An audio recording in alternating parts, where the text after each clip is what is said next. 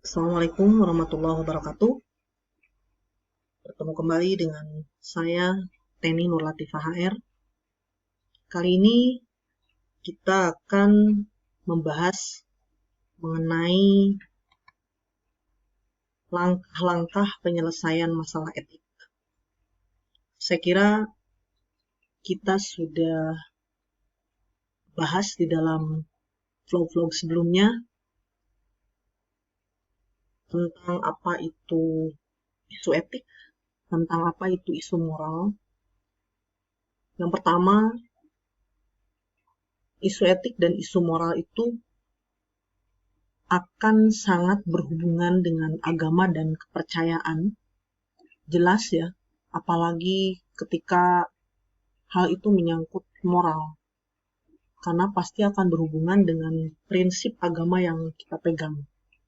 Misalkan seperti Surrogat Motherhood, ya, sewa rahim, kemudian bank sperma.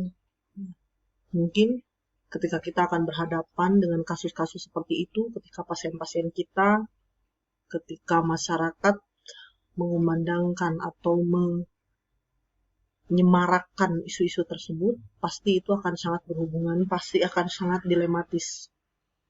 Kemudian yang kedua akan sangat berhubungan dengan pasien, tentu karena apapun keputusan, ini harus benar-benar win-win solution, harus bisa memberikan sebuah solusi bagi semua pihak.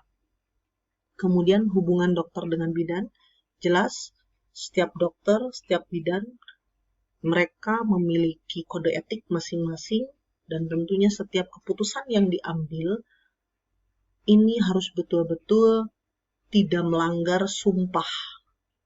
Tidak boleh melanggar kode etik, tidak boleh melanggar etik, tidak boleh melanggar kode profesi. Yang keempat, ini akan sangat berhubungan dengan kebenaran. Jadi ketika tahu bahwa hal itu adalah salah, ya kita harus katakan itu salah. Ketika itu adalah benar, kita pun harus mengatakan benar sesuai dengan profesi kita. Dan akhirnya, dari semua itu, dari setiap kasus yang kita hadapi, tentunya kita akan harus mengambil sebuah keputusan. Ya, saya contohkan di sini, nanti ada satu kasus ya yang saya contohkan, bagaimana ketika kita mengambil keputusan dalam menghadapi kasus-kasus yang dilematis, apakah itu isu etik atau isu moral. Berikut langkah-langkah penyelesaian masalah etik.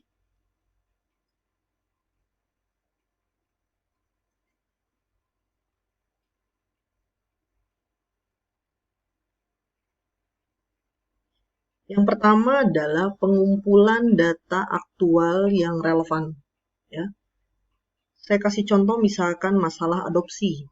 Nah, jadi kita harus betul-betul, ini bidan ini saya kira lebih dari 60% ya, akan banyak berhubungan dengan kasus-kasus seperti ini.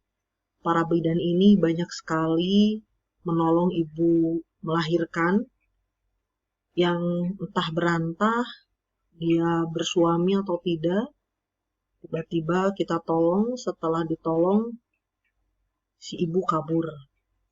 Ini banyak sekali ya, kasus bidan-bidan seperti ini tuh banyak sekali. Yang akhirnya, ya apa boleh buat, bayi yang ada di situ bisa diadopsi oleh bidan itu sendiri atau kadang diberikan ke panti sosial atau kadang personal. Biasanya ada juga orang yang memang yang mengalami infertilitas sehingga mereka butuh ya bayi dan akhirnya diserahkan bayi tersebut kepada pasangan yang infertil tersebut. Nah, jadi yang pertama adalah pengumpulan data aktual yang relevan.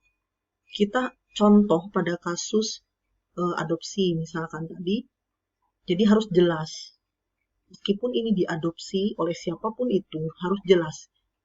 Nasabnya harus jelas, ayah anak ini, ibu anak ini, secara biologis ini harus betul-betul jelas. Kemudian yang kedua, langkah yang kedua adalah menganalisis dan mencari kejelasan orang-orang yang terlibat. Nah, jadi ketika kita menghadapi sebuah kasus, tadi misalkan adopsi, nah kita harus misalkan menganalisis siapa orang-orang yang terlibat di sini. Apakah mungkin ada tokoh masyarakat di situ, ada tokoh agama yang terlibat, nah atau para medis lain atau tenaga medis yang lainnya, siapapun yang terlibat atau bahkan keluarganya sendiri. Ya. Jadi bagi semua kasus-kasus etik, ya kasus-kasus yang berhubungan dengan moral, kita harus betul-betul detail dan rinci siapa aja yang terlibat. Yang ketiga, menghubungkan dengan konsep dan melakukan evaluasi argumentasi untuk setiap isu. Nah, di sini seorang bidan itu, karena seorang bidan, seorang dokter, itu akan selalu berhubungan dengan manusia, dengan kebutuhan manusia, otomatis kita akan selalu harus mengupgrade ilmu dan pengetahuan kita dalam memahami konsep manusia seutuhnya. Jadi yang namanya manusia itu adalah memiliki kebutuhan dasar. Setiap manusia ini, setiap memecahkan masalah tentang manusia, tentang kehidupan itu harus selalu ditinjau dari berbagai aspek. Jadi setiap bidan ini harus pintar. Setiap tenaga kesehatan ini harus pintar. Bukan hanya dari aspek kesehatan, tapi dari aspek-aspek lainnya. Nah, di sini ketika dikatakan menghubungkan dengan konsep, artinya adalah konsep keilmuan di sini. Contoh tadi saya katakan masalah adopsi. Bidan harus paham secara hukum ini seperti apa hukumnya masalah adopsi ini. Hukum yang berlaku di negara kita, di Indonesia ini seperti apa. Secara etik, bidan harus paham. Dari kode etik profesi bidan, misalkan, kalau dokter misalkan dari kode etik dokter. Itu seperti apa dalam menghadapi atau menangani atau menyelesaikan masalah adopsi. Oke, sekali lagi, hukum, kemudian kode etik profesi, kemudian masalah agama.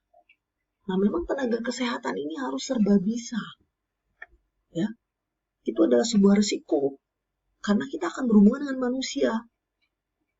Suatu profesional yang berhubungan dengan manusia otomatis harus paham tentang ilmu dan pengetahuan tentang kemanusiaan. Jadi, tentang agama pun harus paham. Bagaimana adopsi, bagaimana sewa rahim, bagaimana bayi tabung dipandang dari sudut pandang agama. Kemudian, dari aspek psikologi, ini juga harus kita perhatikan. Bagaimana adopsi ini dengan anak nanti. Anak ini laki-laki atau perempuan. Apalagi kalau dihubungkan dengan agama. Seorang perempuan misalkan, bayinya bayi perempuan. Ketika dia besar, dia menikah. Dia itu wali utama kalau menikah adalah bapaknya. Nah, ketika kita yakini bahwa bapaknya tidak ada, baru pakai wali nikah. Tapi kalau ternyata bapaknya masih hidup. Nah, ini kan bidan harus paham ini. Dan kita harus bisa menjelaskan kepada pasien bahwa setiap keputusan yang diambil itu kita harus menghubungkan dengan konsep-konsep.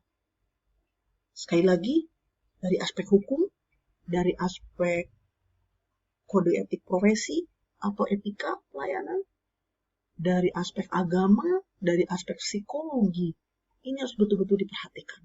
Kemudian melakukan evaluasi argumentasi untuk setiap isu tersebut. Jadi harus dilihat dari semua perspektif tersebut.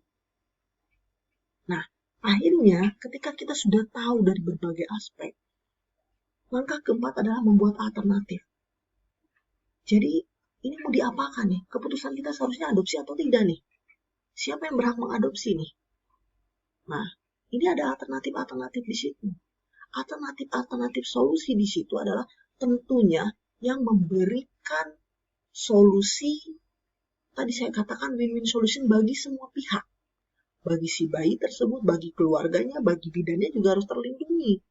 Jangan sampai nanti suatu saat ketika anak itu sudah besar, bidan pun ikut tertuduh, tersangka, trafficking lah, penjualan bayi, dan lain sebagainya.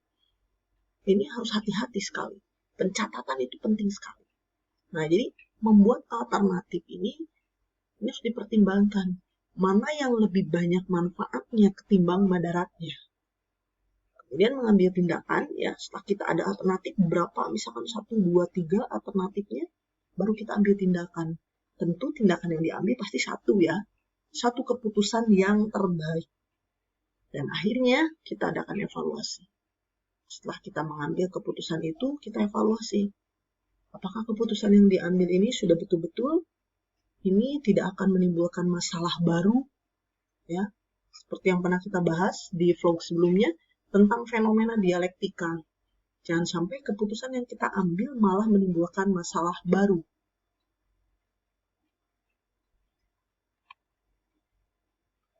Nah, akhirnya kita harus tahu, ini dari keputusan yang etis adalah yang pertama mempunyai pertimbangan tentang apa yang benar dan apa yang salah. Nah, ini yang tadi, bahwa seorang tenaga kesehatan, tenaga medis itu harus welcome, harus terbuka. Kalau benar, katakan benar, kalau salah, katakan salah. Kita harus menjunjung tinggi hal ini.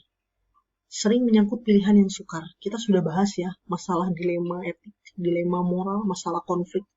Jadi kalau kita dihadapkan pada suatu masalah etik yang menimbulkan dilema, yaitu tentunya harus menggunakan langkah-langkah penyelesaian masalah yang saya jelaskan di sini. Dan ini tidak mungkin dielakkan. Karena apa? Karena permasalahan manusia itu ya terus berkembang gitu. Dari zaman ke zaman terus berkembang. Saya contohkan, ada orang infertil gitu. Teknologi berkembang, adanya inseminasi. Tapi ternyata dengan adanya inseminasi timbul masalah baru. Adanya bank sperma. Adanya sewa rahim. Nah, ini adalah karena memang ilmu pengetahuan teknologi itu terus berkembang, jadi tidak mungkin dielakkan. Kita sebagai tenaga kesehatan akan terus berhubungan dengan masalah ini. Dan hal itu dipengaruhi oleh norma-norma situasi, iman, tabiat, dan lingkungan sosial. Nah, jadi kita harus punya suatu konsep-konsep tadi, kita konsep keilmuannya harus tahu, konsep pengetahuannya harus tahu dari aspek agama, dari etika, dari hukum, dari sosial, dari psikologi. Dan kalaupun kita belum mumpuni dan belum percaya diri untuk hal itu, kita bisa konsultasi pada ahli dan pakarnya. Nah, akhirnya saya selalu berpesan, to be ethical is to be professional. Ya, seorang profesional itu selalu menjunjung tinggi etik. Ingat itu, ya, bahwa ketika kita mengikrarkan diri menjadi seorang tenaga profesional, bahwa kita siap untuk menjadi orang yang menjunjung tinggi etik. Nah, demikian yang bisa saya jelaskan mengenai cara pengambilan keputusan ketika kita menghadapi masalah-masalah etik dan moral. Terima kasih. Assalamualaikum warahmatullahi wabarakatuh.